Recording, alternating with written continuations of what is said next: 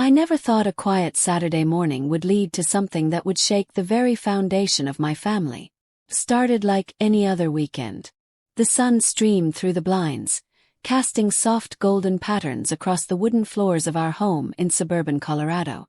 I was in the kitchen, preparing pancakes just the way my husband liked them, fluffy with a touch of cinnamon.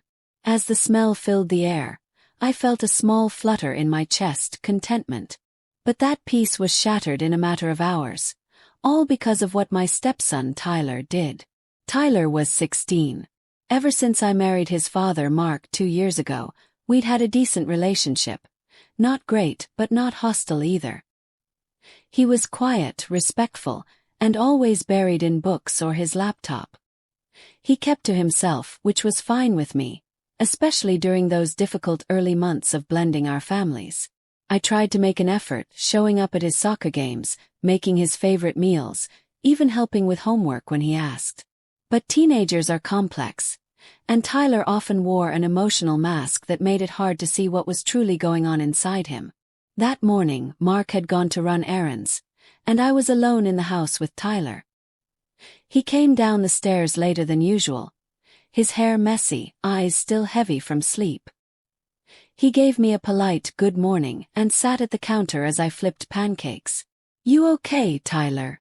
I asked casually, pouring more batter onto the hot pan. "Yeah, I'm fine," he replied quickly, almost too quickly. There was something about his tone, something off. I turned to look at him and caught a glimpse of something in his expression. Was it nervousness? Guilt? I couldn't quite tell. But before I could say anything else, he asked, "Can I talk to you about something? Privately?" That caught me off guard. Tyler had never initiated a serious conversation with me before. I nodded, trying not to show my surprise. We took our plates into the living room, sat down on the couch, and ate in silence for a moment. He set his plate on the coffee table and took a deep breath. "I did something," he said, "and I don't know how to fix it." My stomach dropped. 1,000 thoughts raced through my head.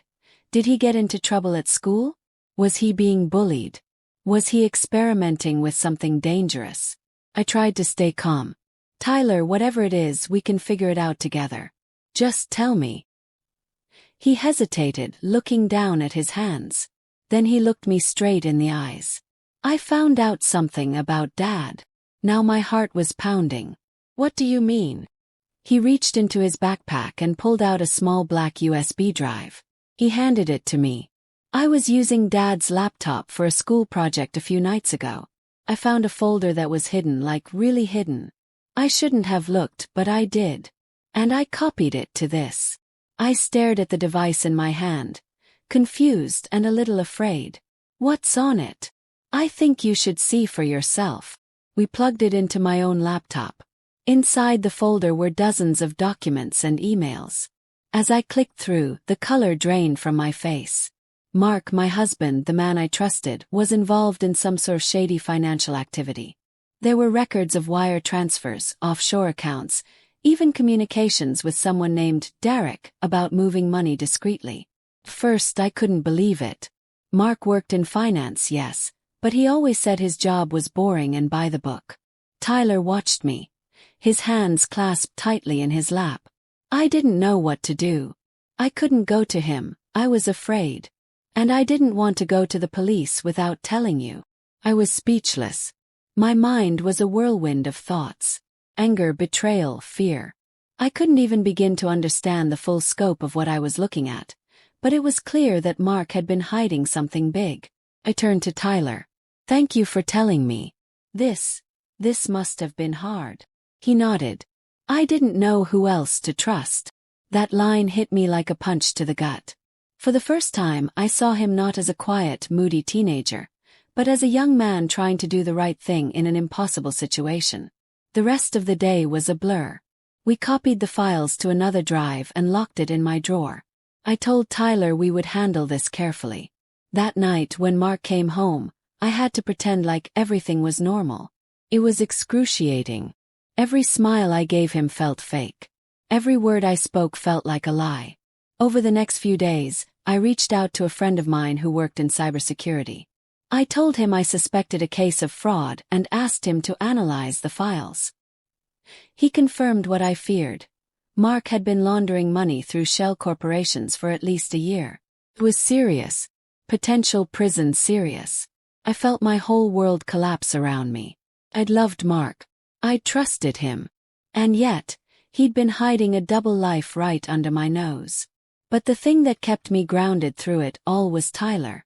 He stood by me, quietly, maturely, helping me sort through files, listening when I needed to vent, even giving me the courage to think clearly. Eventually, I made the hardest decision of my life. I contacted a lawyer. We arranged for me to submit the files anonymously to the authorities. I knew that meant everything would change. But protecting my family, especially Tyler, meant more than keeping up the illusion of a happy home. A few weeks later, the investigation became official. Mark was questioned, then arrested. The truth came out quickly. Our home was swarmed by reporters. Neighbors whispered behind our backs, and friends disappeared. But through it all, Tyler stayed close. He never said, "I told you so." He just stayed. In the months that followed, as the dust settled, our relationship transformed. We were no longer just stepmother and stepson. We became allies. He confided in me more, even opened up about his mother, who had passed away when he was young, and how hard it was to adjust to a new life. I began to see him as more than just my husband's son. He was family in every sense of the word. One afternoon several months later, as we sat in the backyard with the spring sun warming our faces, Tyler turned to me and said, "I'm glad I told you. I was scared, but you listened. You helped." I smiled through tears. "You were brave, Tyler. You did the right thing." It wasn't the life I'd imagined when I married Mark. But in an unexpected twist of fate, it led me to something deeper. A real bond with Tyler, built on trust and truth. And I would never trade that for anything. I never expected my stepson to do what he did. But what happened next, the way he stood by me, the way we grew into a real family, it shocked me more than anything else. And it saved me.